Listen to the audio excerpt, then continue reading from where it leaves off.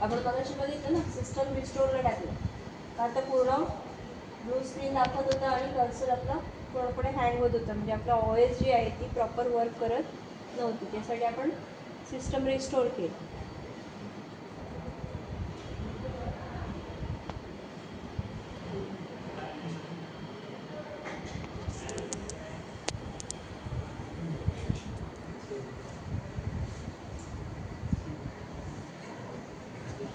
दाखवलं आपले user name password विचारते.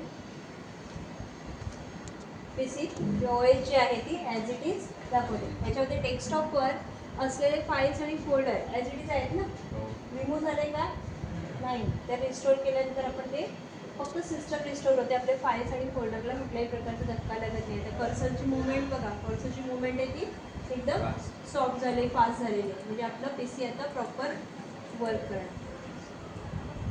आणि लक्षात, म्हणजे डायरेक्ट कुठलाही PC रिसेट म्हणजे रिस्टोर सिस्टम रिस्टोर केल्यानंतर तो आपला प्रॉब्लेम सॉल्व्ह होऊ शकतो. PC OS आहे ती अनइन्स्टॉल कधीच करायची